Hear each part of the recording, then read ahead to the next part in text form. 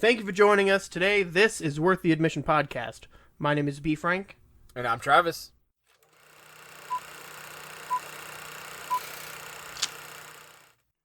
Yeah, I mean, with something like the escape rooms, especially being like $50 like the Saw one is, you're paying that money to try and get out of a place as fast as possible. And it's an odd concept for sure, but I think something that's like $15 or $20 is just, I don't know, more worth it, especially because you only usually have an hour to get out. So, I don't know, something to think about. Yeah, I'm hoping... I believe they're still doing Fright Dome this year. Or I'm actually not quite sure if they... There's been talks of them wrapping it up. You know what I mean? It's as big as it is and as popular as it is, it just doesn't seem to be the draw that it used to be, especially at the Adventure Dome, which, for people who don't know, is at the Circus Circus. It's a small amusement park built into the casino. It's above a carnival. It's just better, slightly better build quality than a carnival, but still kind of janky. You've been there before. I mean, I think anybody who's lived in Vegas has been there. So they turned that into, during October time, they turned it into a big haunted house festival. Every square foot of it. It's really cool. It only opens at night. But I'm honestly not sure if they're still doing it or not. Because that was the only thing that used to be in town. We get a couple of the pop-up ones that I think everybody else does, but we don't get as much horror stuff here. We get the Saw exhibits, but those don't last. No one goes to see them. It'll be gone in 6 months. Yeah, and with something like Fright Dome too, it's the same every year for the most part. So I think if they switched it up and did, I don't know, if they did more themed Fright Dome, like obviously you're gonna have the clowns and stuff, and you've got, you know, Texas Chainsaw, and you kind of have a mashup of all these things. But I think if they really buckled down, I think they could have a theme every year that would keep people coming instead of just kind of a free-for-all. Yeah, I mean, honestly, Universal Studios and Hollywood Horror Nights is kind of the ace for what's around here on the West Coast. They just do such a good job. I think Stranger Things is there again this year. I know they've got some other things planned as well too. They always go really deep, and they always try to make it fun. So, I mean, as for Halloween things and around this time of year or starting this time of year, that's one of the big ones here, at least. Even though it's a bit of a drive, most people will make that drive to go to Hollywood Horror Nights. They've always got something fun going on. Well, just since we're talking about Halloween, what would be your favorite horror movie? Ooh. I mean, just horror movie in general, that's a tough one. Because which way do you go? I mean, I have a zombie sleeve, for those who don't know, that runs my entire arm. And it's just more zombie and death than you can imagine. But do I go that way, or do I go slasher? I mean, there's so many that I like. I mean, if you're going to go classic, it has to be Romero's, Night of the Living Dead. They're coming to get you, Barbara. It's just such a good movie. I really think it pushes the envelope for the race, the race car that's kind of played in there, which is kind of very ahead of its time, especially for Romero, because especially when that movie was shot. Black and white, zombies, but it's just such a good story. It's one of those, there's a reason why it's a classic. It can still be watched to this day and enjoyed. Well, and in a world where everything is copywritten or, is intellectual property of somebody, Romero really kind of screwed himself when he made that movie because he didn't copyright the word zombie. Because until then, the word zombie didn't really exist. And obviously now you have all these different zombie stuff and like The Walking Dead doesn't call them zombies. They call them the dead, but they're still zombies.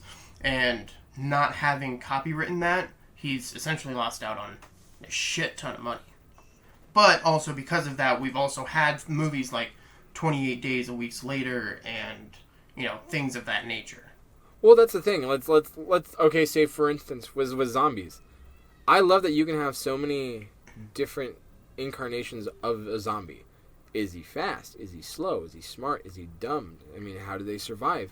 How did they get bitten? How were they infected? All of these stories have something different. I mean, I won't lie. I love 28 Days Later. Still one of my favorite zombie movies because I love how fast-paced, crazy that movie is, and making those zombies and kind of doing it your own way was great. Danny Boyle killed it when it came to that, because to me it was such an original idea that it messed with the rules in a way that Romero built. But with Romero not doing and taking zombies for, say, trademarking that, we were able to have this discussion now. Okay, which one's better? Because there's many different ones out there. There's the scare the shit out of you ones. There's the smart ones, like even like Land of the Dead, where they were communicating and going, underwater. But even you go here, and that was very interesting too. It's another rule that can be broken or not be broken. So, I mean, the zombie movies, they just go so deep and they just have such a rich heritage. I mean, those are just a couple across the board. Well, and then you move into something like slashers, which is a completely different style. And back in the 80s and 90s were the horror movies that people went to go see. I mean, obviously earlier than that you had Psycho, which is kind of a slasher, but not a slasher. It's definitely a horror thriller, but, something like Scream, I think, is one that kind of started it off, because now you have the Scream TV series, which the first 2 seasons were really good, surprisingly, but the 3rd season was not. It started off okay, but it just didn't end well. But especially in shows like that, they become meta, and we're starting to see that more in horror movies today. It's not just straight horror. Like, I watched Bloodfest again the other day, and that is both horror and meta, to where it's like, okay, how do you survive? Like, the characters ask themselves, how do I survive this? What have I learned from watching horror movies that will help me survive this? And it brings a different element into those kinds of movies. Instead of just, like you had Jamie Kennedy's character in the first 3 Scream movies, and he's like, oh, don't have sex, don't say I'll be right back. He was the guy that was meta about it, but now they're like, okay, this is what I have to do because I've seen all these. Because of that, you get shows like Slasher on Netflix, which is really good in itself. And now we're kind of oversaturated, and you have to find a way to make it different enough, but still similar enough to bring people into that slasher world. Well, I mean, if you want to go off of television, I mean, you've got American Horror Story 1984 that just premiered, I think, last night. I haven't had a chance to watch it yet, but that's a new take on a story we've heard or seen before. So I'm interested to see how, they take that for a TV show perspective. But I mean, taking it to the film, the root not even the root problem of it all, where we go to is, when you watch a slasher, you're one of 2 people. You're either the person on the edge of their seat not sure what's going to happen, or you're the person that's been there a million times, and it's almost like a greatest hits. Almost like going to see your favorite band in concert, because you know what's coming. And even if you don't know, because they do try and trick you, for the most part, they're all the same. And I think that's kind of the fun thing with slashers. I know zombies are all the same, get bit, have a bunch of people die, and you've got to try and save the world. Even though usually the world never gets saved, it just gets taken and overrun. That's kind of their storyline. Versus a slasher where you have a mysterious killer, probably masked, that just terrorizes a bunch of teenagers in an undisclosed location as he picks them apart. I mean, there's elements to it that are just fun, but I think we've seen so much of basically what we define as horror. Friday the 13th, Halloween. I mean, those are the 2 staples that you can arguably say are the greatest of all time in horror. And honestly, I think are the flagships. But those movies there, I think, tell so much of what we want to see. I understand the Scream TV show. I honestly think that never needed to exist, because I thought the movies were so strong on their own. It didn't. I even think with Scream 4 was great, and it just took such a long time after everything that it just felt, the continuation of the story felt good. It felt fresh. That's the reason why I liked it so much, is they took the rules, they threw the rules out the window because they wanted you to think a certain way, and they made it exciting again. They made those jump scares fun. They made the story overall fun, because you got to feel that same way of, oh shit, here it comes, someone's dying, or the big pivotal moment. You knew all of it was coming, and they never disappointed with that. Even when the turn at the end, and you wanted to have that, you were still satisfied with it. Well, and especially with something like Leatherface, it's based off of real events, and that makes it that much scarier in its own right. Something like American Horror Story is all stories that, maybe have been told in the past. Something like 1984. I watched the episode last night, and it's reminiscent of I Know What You Did Last Summer, Halloween. It has a lot of these plays within it, and I'm excited to see where it goes because it is slasher related. I was looking at the episode count yesterday, and it seems like it might be split like season 6 Roanoke was, to where the first 5 episodes deal with either this story or this part of the story, and the last 5 deal with something else. But obviously it just started, so we'll have to find out. I mean, even The Haunting of Hill House, which came out last year on Netflix, it was Netflix's first true horror TV show, and it was really good. It was scary, and it was all about the situational horror. It was, I think there was only one jump scare, and the director told the actor, come out whenever you want. And so the actors were expecting the scene to go on another minute, and then they jumped right in and scared the shit out of them. I jumped out of my seat, but it was the only jump scare that was there. And it's cool because you shouldn't have to rely on jump scares, especially nowadays, because the suspension of disbelief for the audience is harder to maintain. So if you just jump scare at them, they're not going to enjoy it more. They want a richer story. And I think something like The Haunting of Hill House, which is now become an anthology series, and I think the next season's coming out next year, it's still scary. And you have to make it scary as far as what would you do in this situation versus watching somebody else in that situation.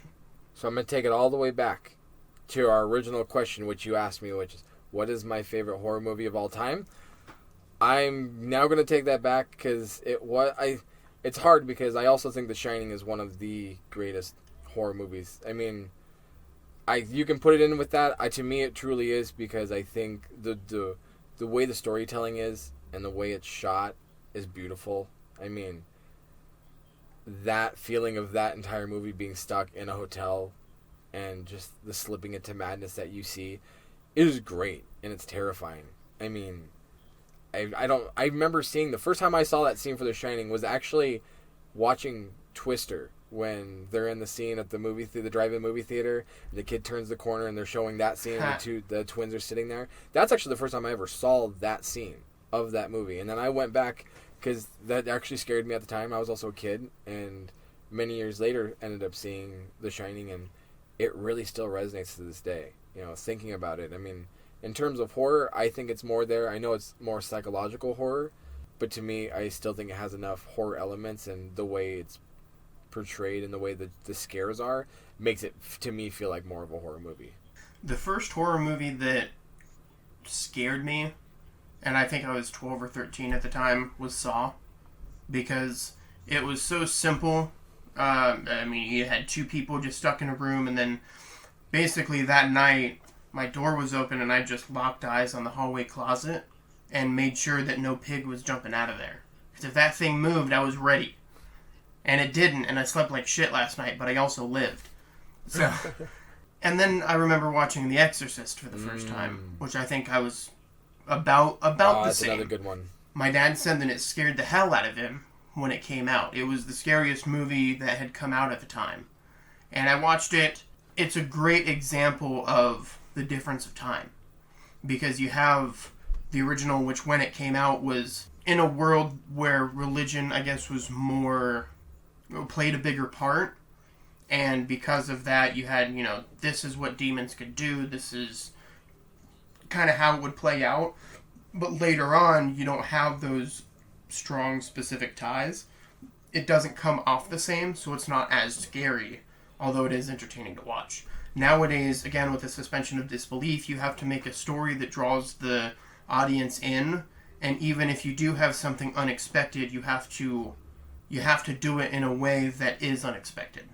And I think I commend horror filmmakers for that, because that is a lot more difficult to do nowadays. Ari Aster, who just had Midsommar and did Hereditary, Midsommar itself was really good. You know, it's 2.5 hours long, 3.5 for the director's cut, but it was all set during the day, and it was all uncomfortable situations. It was all, you know, you being there. What would it be like to have to deal with this and really not be able to leave?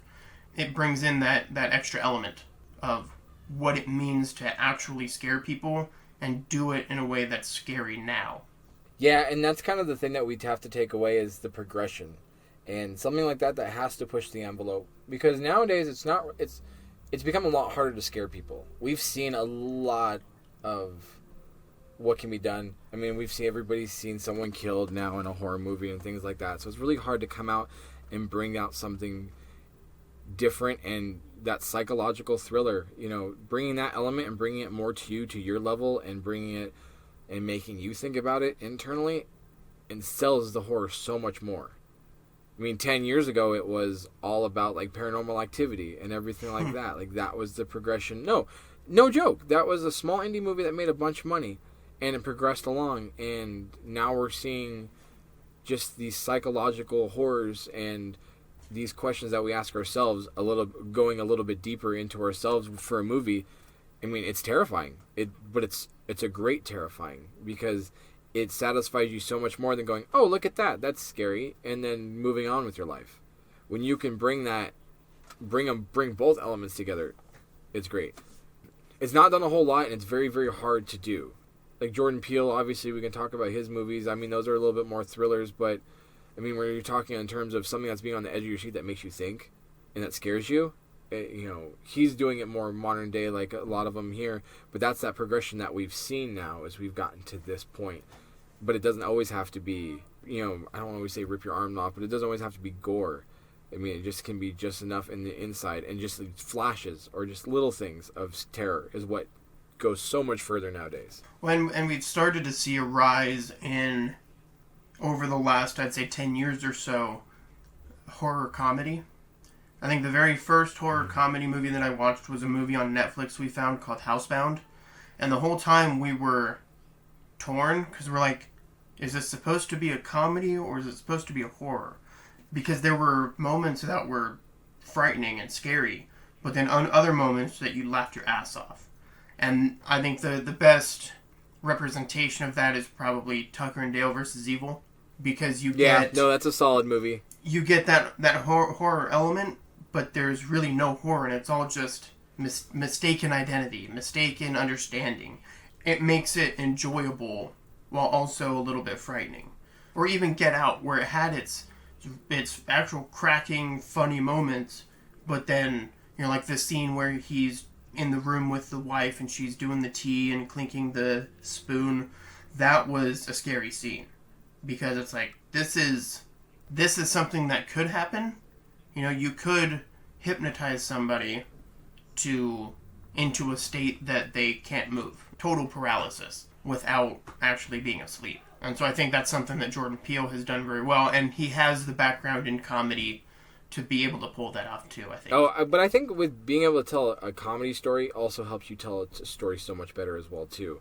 Because you're setting up those moments. You're expecting people to laugh at certain punchlines. It's like doing that, just reversing that element too. When you can do it with horror, you're basically taking the predictable moments and trying to move them around to give people a more enjoyable experience. You know, if you always know what's coming from the punchline, it's never as much fun as you know when something comes out from the woodwork that you weren't always expecting. Nowadays, those storytellers do a lot better job than just, hey, here's a camp, here's 5 kids, there's a madman, have fun, and that's it. Or even, I still think, like, when you're talking funny movies that are possible scary, is like Shaun of the Dead. To me, it's still one of those things, even though it's not scary by any means. The zombie elements that are put into that are done so well that you can't help but look at it and give it some respect. Even not in a horror movie aspect, but just as from carrying a part of the genre in a different direction. Mm-hmm. That, I mean, Celeste is still talked about. If you just talk about what's your favorite zombie movie, it's Shaun of the Dead. I mean, there's no hands down. I mean, it's probably one of my favorite movies of all time, but it's one of my favorite zombie movies. But you talk about what's your favorite, horror movie, up there is Night of the Living Dead. It's just one of those, it's another complete zombie movie, but it's taken in a complete separate direction. I like the state of where horror is. I mean, there's a lot of things to look forward to. 3 from Hell's coming out soon. I think that's, if not already in Fandango or Fathom events or whatever. I think over this weekend it had like a 3-night run.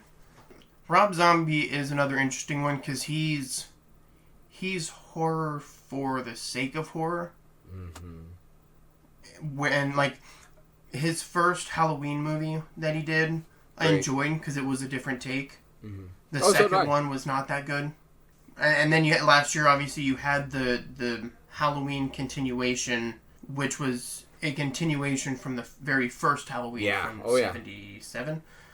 And that's going to be a trilogy in itself as well. You've got Halloween Kills and Halloween Ends, I think, are the next two movies that are planned to come out for that franchise. I will say I am surprised at how they were able to keep Michael Myers relevant in in the latest Halloween movie. You know, in a world with remakes and reboots, and obviously with something like Friday the 13th and Halloween where you have 47 different movies that were made with the character. It's nice to see that they're just like, no, fuck it, we're just going to make a sequel to the original and disregard the 37 that followed. But to me, that's cool, though. It worked really well. Well, that's the thing. It's really cool because you're making up your own rules. But I feel like in today's world, you can do that. If you're going to reboot the character, there's no rebooting Michael Myers to me. You know, there's really not. It's always a continuation. Or I always feel like it should be because these are... Horror movies are those set of movies where you can't just have three. There's never just three. You know, nowadays there may be some of the bigger ones. But look at how many Jason movies we've had, and how many Halloweens, and Freddy, Krueger's, or Nightmare on Elm Street. It's all of these have so many sequels, and that's cool. I'm okay with that. It's not a big deal. But to keep them relevant, though, is such a hard thing to do. And we went through those troubling times where the early 2000s, where we had the remakes of horror movies, which were just done to be for popularity's sake, because it was kind of like Friday the 13th. A different side, a different kind of pop culture. I want to put it as, because it wasn't like today's pop culture where people respect the craft, and if they want something new, people are taking it from the point of loving the original. Back then, it was more, oh, we haven't done this in a while. Let's put a flashy new spin on it and put it out there. And they sucked and Jason they were bad. X. And okay, fine. I wasn't going to say it. I was going to refuse to just ignore that one. But it's, to me, you were taking him and making unrealistic, and that didn't make it greater. You know, just because you made one and put him in outer space, whoop-de-fucking-do. But to me, when you're looking at something like nowadays, they've brought the horror back because they've simplified it again. People don't want this fancy new package. They want to just go and enjoy a good story, which nowadays can be told and be scary. Before, it had to be scary and just had the elements that followed the story along so we could get to the ending. That's what a lot of them were. Okay, well, now you have to survive the night, or now you have to get away from this person. That's all it was. Now we have a deep tie, which is the great thing about tying a character, 40 years back? Yeah. You're tying a movie and its characters back 40 years and tying it together and ending it. A, you're lucky enough to have those characters still around and living. But also, B, you're closing a loop on probably one of the greatest horror movies of all time, or at least slashers, is that first Halloween. Hands down, to me, was one of my favorites. Fantastic and was a game changer. But it's cool that we now, in 2019, 40-odd years later, because I think it was 78 when that came out, you're able to go back and watch that and go, oh, cool, now there's a continuation. I can watch this and be happy with this, where before you didn't care. They're still making you care about these characters that much time longer. By not killing that main character then, which was a big deal, because everybody used to die or it wouldn't have mattered as much, you're taking that and it blew into something so much more. That's why with Halloween, I think it holds in regard of being one of the favorites, or to me being one of the best, because it did that. And honestly, their movies are more enjoyable to me. I don't care if it's Hollywood, or Halloween H2O. Like, it doesn't matter to me. I still enjoy every bit of those movies together. I don't know. I just find that the more you don't know about that character and the more mysterious they've made him, that it's, I don't know, just makes it scarier when you see him. You really feel the deadness in his eyes. Mm-hmm. When he's built as kind of just someone who is and wants to kill people. Especially Michael, he was written and built in a way that he can survive crazy shit, and there's really no explanation for it. That's okay, because when it first came out, nobody needed to know why he didn't die, why he was, okay being shot and stabbed. If you were to create a brand new horror character like that, the audience would reject it. The audience would need to know why he doesn't die. But because that precedent was set so many years ago, it's kind of like the Force. Even if you've never seen a Star Wars movie, you know what the Force is, even if nobody really knows what the Force is. You know what it is, and it's just there, and you're okay with it, because that's just the way that it is. But it's hard to introduce that to audiences nowadays without some type of explanation, because everybody is smarter overall than they were 40 years ago. And also, we have the ability, technology, and people want to see something different than what they were used to seeing before then, because movies have progressed so much more. And I'm not talking just in terms of technology, but how we tell stories and how people take stories are so completely different. And before, like I said, you didn't want a huge storyline. You just wanted you were going to see a scary movie because it was scary, or you heard it was scary, or something happens that you've never seen before. Unlike being in 2019, where I want to be terrified, and a lot of people do, but to do that, you can't just show me a hack and slash movie. You got to make me think that this shit's real, and it's a very real possibility. And a lot of them do a great job of trying to tie that in, and making either random attacks or making it so heinous. Like, one of my favorites is still the remake of Funny Games that was probably done in, 2006? I think it was. Terrifying movie. And not much happens other than two kids come up to a lake house and terrorize a family for 90 minutes. Like, it is scary. And the way they remade it was so well done, because there was no music, no nothing. It was so silent. And it made you think that this could be a real thing that could happen. Versus 40 years ago, where you're just driving down a road in backwoods and you make a wrong turn, and then all of a sudden you've got a whole community that's after you in a Texas Chainsaw, in Texas Chainsaw Massacre. Like, that stuff's not going to happen. It takes the, realistic. Maybe at that time that was something that could have happened, but I think that's why we look at those as just classics, and they're movies to be movies, and we don't see them nowadays as scary. We just see them more as just arts and, a bit of art and a bit of film. They carry the genre as much as I think they are in a museum that people should watch them to understand. But other than that, the stuff nowadays is really what it's nice to focus on, because you want to see what happens next. How are you going to scare me now? Right now, it's all psychological. What's going to be the next thing? What, is it going to be an advancement in technology that's going to make me feel more inside a movie? VR. Or, something that's going to really bring me in, that's going to terrify me? I won't try a VR horror thing. I'm not to that point yet. I don't need to be terrified that badly.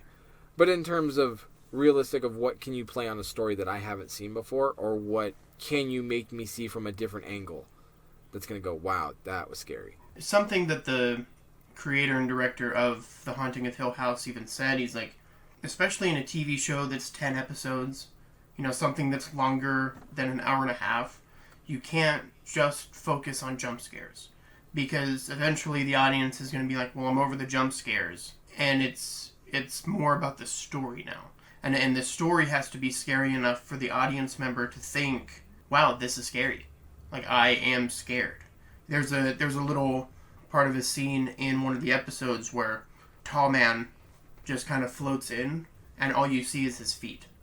But in that situation, you've got a kid under the bed who's terrified, and you see this thing floating that he saw in the hallway, and that is what's scary. It's not the fact that, all of a sudden you don't see him anymore and he just appears.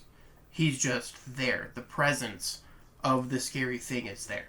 It's the sell, and I think that's what we all bite into. I think it's the reason why people love horror movies is that ride. Getting that feeling the first time of being scared, but knowing it's all right, and seeing something that you're like, what in the world is this? And it blows your mind. And I think, for me, that's one of the reasons why I still watch horror movies. And they do enough. I mean, it's just like anything else. Like, there's plenty of scary stuff out there. I'm not saying I'm invincible. Shit still scares me. Trust me, there are plenty of things that still scare me out there that they make. But I think it's also fun to watch that and be scared and going, oh, cool, like, there's that feeling again. Like, there's that. I think that's the togetherness that people feel when they watch or have a feeling when watching a horror movie. You're like, oh, here it comes. There's that moment again. There's not many kinds of movies that do that. Like, you can like a movie, but then be like, okay, cool. I liked it, or I might like a certain scene on something. But there's never something that gives you a feeling of that rush of like, oh, yeah, I love this part. Or if you're watching with somebody who's never seen it before and you're like, oh, they're going to get scared the shit out of this time. Like, there's just so much, there's another element and level behind horror movies that I think are just so much fun. I think that's why it's not just the last 2 weeks of the month for Halloween. Now I think people draw out horror movies and everything. Of course, it's a year-long thing, but I think the celebration of horror movies goes now 4 weeks out of, I think it's the entire month of October that you see horror movies on, and people get into that feeling and having that fun of being scared again, because it's that bit of uncertainty that we all get to have that we can control every day. Oh, I don't know what's coming around that corner. If you've never seen the movie before and you close your eyes and you try to peer through your fingers, when you're a little kid, people still want to have that feeling. So to me, bravo to people doing movies today, especially horror movies. It's fun.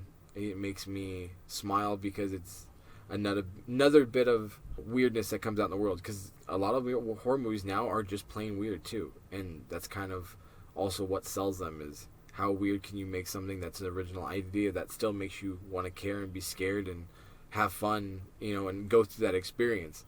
Because when horror movies are good, they're good, and when they're bad, they're bad. And there's very few that are good bad, but for the most of them, they're just bad. You never get to forget the classics. I mean, they're always going to be there. I think it's one of those staples every year. I think they're like Christmas movies in the terms of like, people like what they have what they have, and they're never going to waver from that.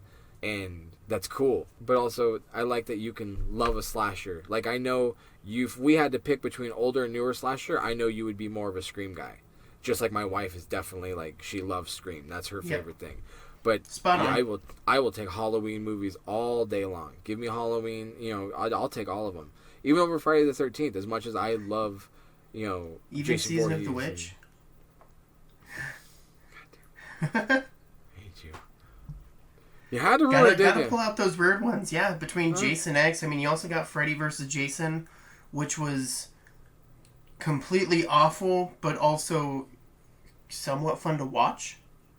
Because you've never seen them before, just like Alien versus Predator, like I said, for some reason. There's some of those ones that are just so great or so bad that they're entertaining, and that you just have to watch, or they're just a part of it. Kind of like how like Fast and the Furious Tokyo Drift, like, it's just there. It's not a great movie by any stretch of the imagination, but it's there in that universe. You just kind of have to accept it, and you move on. And it's fun to watch. Yeah, it's fun every once in a while. You go put on, like, I haven't seen this in a while. Oh yeah, it still sucks, but I still like it. It's still part of everything else that I love with these characters. And that's kind of the thing, is you can replace the characters a million times. You just can't replace that one. And they never age. You can keep rebooting these characters, especially I guess the ones that are, have a mask on. They never age, or you never have to age them. They can be 200 years old for all we know, and they could have just been ripping up people, since the Civil War. We don't know. It's one of those great mysteries, and we don't have to answer these logical questions of how long have they been around. We don't know. Obviously, in a world of remakes and reboots, it's just a matter of time before we get another Friday the 13th or Freddy, or we get another movie reboot from the old days. And if they could do it right and do it well enough to be different but the same, then I'd be down. Like I think it was 2008, maybe 2010, Friday the 13th. I know that Nightmare on Elm Street was remade in 2010 with Jackie Earle Haley, but they weren't bad, but they still lacked something that made them as entertaining as the originals. And maybe it was just them trying too hard. I think if someone like Ari Aster wrote and directed one of those kinds of movies, I think we'd be able to see a horror movie that's a slasher, but also a story that is scary as well. So you have that scare from all sides, instead of just any time Michael's on screen, you get scared because somebody's probably going to die. as much as I would love to see the progression with them, I also wonder how much do you have to go deeper with them. I mean, Halloween's doing it very well with this trilogy, and I'd like to see how well this takes off, and I honestly think this is the guinea pig to see if they can take a trilogy from the beginning and kind of not reboot it, but kind of finish the story 20 years later or 40 years later, however long it's been, because I think it's going to determine how big of a writer-director can you get to push the story further if you're going to work this. Because at a certain point, I don't want to be bored down too much with caring that much about the character. Because at the end of the day, I care about them, but I've also cared about them since the moment I started watching horror movies. And which is with anybody, whether you're 50 years old, 20 years old, or somewhere in between. I'm going to remember that character as it is. I don't need you to reinvent that character and make it deeper. Because I've had 40 years worth of movies, and though you may be only picking up after that first one, you have to do a lot of things right and not right to try and be able to pick up from where that character left off. I think they got lucky with Halloween and the way they left it open, because now it works out oddly that they can build off of that first movie this so many years longer. But as for anything newer nowadays, they can gear and build towards whatever they want to build, because they can go at their own pace if they plan on going with something bigger or a character that they know is going to work, or an adaptation of something that they know will work past one movie.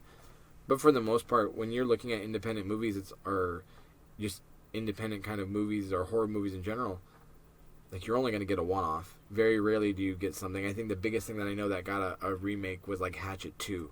That was like the lowest thing that I remember that had Hatchet. Oh my Hatchet god! 2. And that did not need a remake, or that did not need a sequel. No, it didn't. First one was well enough for me. It was just a strange. It was definitely enough for me. I don't know if it was well enough, but it was definitely enough for me. And again, maybe that was one of the first tries at horror comedy. Maybe it was not supposed to be a comedy, but I laughed. Oh, it was not supposed to be a comedy that I'm aware of. It's been a while since I've actually seen that movie. Like The Hills Have Eyes, Wrong Turn, all the way up to like Wrong Turn 7. You can only make so many wrong turns before you get on the right road. How many fucking roads are around there? Jesus, it's the middle of nowhere.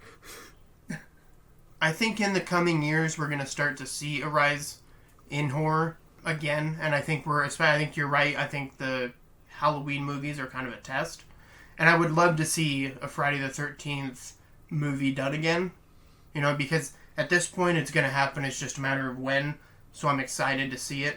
I can't say no, don't make it, but if they are, then make it in a way that's going to be scary and reminiscent of the original without trying to be the original itself. Honestly, if I was going to do a Friday the 13th, I would take it back to before even the first one, in his childhood, Jason's childhood, and going from there. I mean, if you're going to dive through, do that. The backstory is the first one. Do the actual first Friday the 13th as the second movie, and then you're going to I would make one more after that, whether you wanted to kill Jason off at that point instead of having him live through all these incarnations.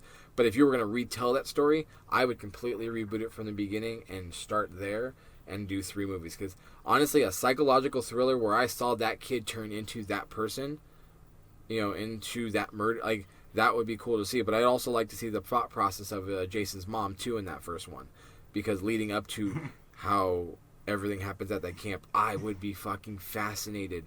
Because to me, I think the lore of what would go deeper into that doesn't stump a lot of people, but I think a lot of people would be very interested in a movie that went along with those first events of his childhood that turned him into Jason, the Jason that we know. I just think that would be cool.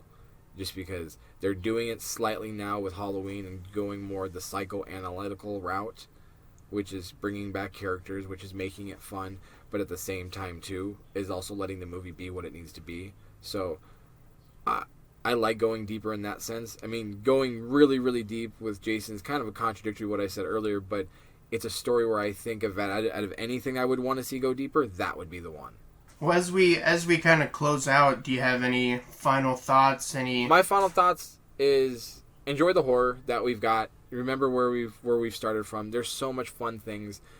I think one of the big factors from horror growing up is also just the makeup and everything crazy that went along with it, and how they did what they did when they needed to do it, because back then they didn't have computers to do so many of these CGI scenes.